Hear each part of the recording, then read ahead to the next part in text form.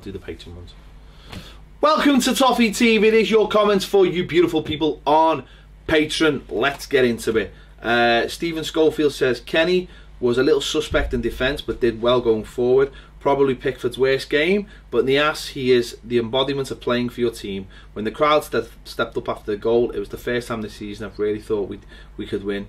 Dominic Calvert-Lewin was superb header, especially with the Zorro mask, and a superb penalty.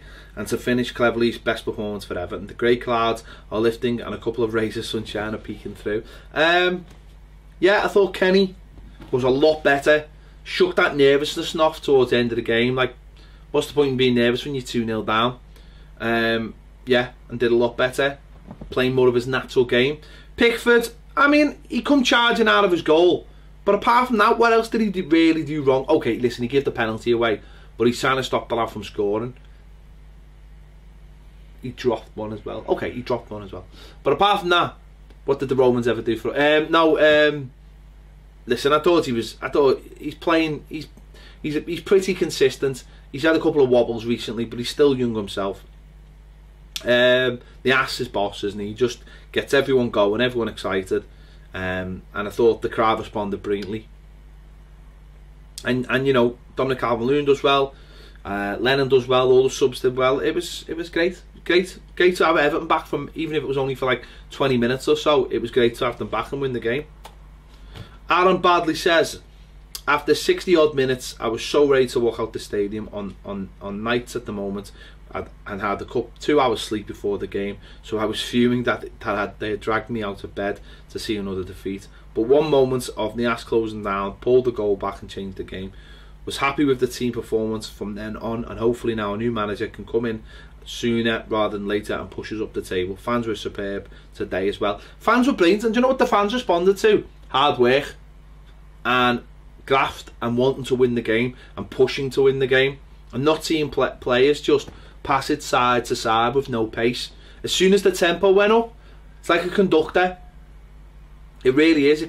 You know, you get the game going and they conduct everything, and the fans respond. And I thought we were brilliant for that. Again, I'll say for that, like, that's 20 minutes. But you know what? Never leave the game. You never know what's going to happen. At worst, you get beat, innit? You get beat either way, whether you're in the stadium, whether you're out of the stadium. So you might as well just see it with your own eyes, just in case that happens. So brilliant turnaround, brilliant 3 points, happy days. David Embleton says, after parking my car and hearing a hissing noise, then seeing I had a flat, I thought this is going to be one of those days. At 2-0 I thought I was going to start crying. The only bright spot at that point was the fireworks I could see from the upper Gladys. You're right, Baz, I thought the build up to the first was a foul. It was that much added time. The fourth official held up a calendar, not a clock. I was calling Tom Cleverley, Agent Cleverley, all game because he was hitting the crossover and put a couple of passes into touch. Funny, you show that 3-2 on a retro rewatch. Can pick bones out of it over it the next few days. Let's just enjoy the result for now because it was needed. Yeah, that's all that matters. Forget about the whole 90 minutes performance. It's all about the last 25 minutes and what that can mean going forward. You put that tape, you show them it, and you say that's what is expected every game. But the personnel have to be on the pitch as well. Forward players with pace, driving, closing down, pressing from the front. That's what it's all about. And yeah, Cleverley was great, wasn't he? Thank you very much. I hope you got your tyre sorted. If you need to know where to get a good one, let me know. I'll sort it out. Andy Wallace says, lost for words for this match, but endeavour and spirit being the key attributes shown today. Also, all the luck that has eluded us in the last 5 or 6 games was paid the most part today. Football was poor, but all important win. Most critical takeaway from this match. Only Luckerman showed anything like football prowess today. I never in a million years expected us to pull back 2 goals for how this season has far gone, but credit to the team. 2 special mentions in the ass for his self-belief and chasing of lost causes. Alan Lennon, he made such a difference on his introduction as a sub. Both great comeback stories. And with Lennon, you have to mention David Unsworth for putting him on the pitch.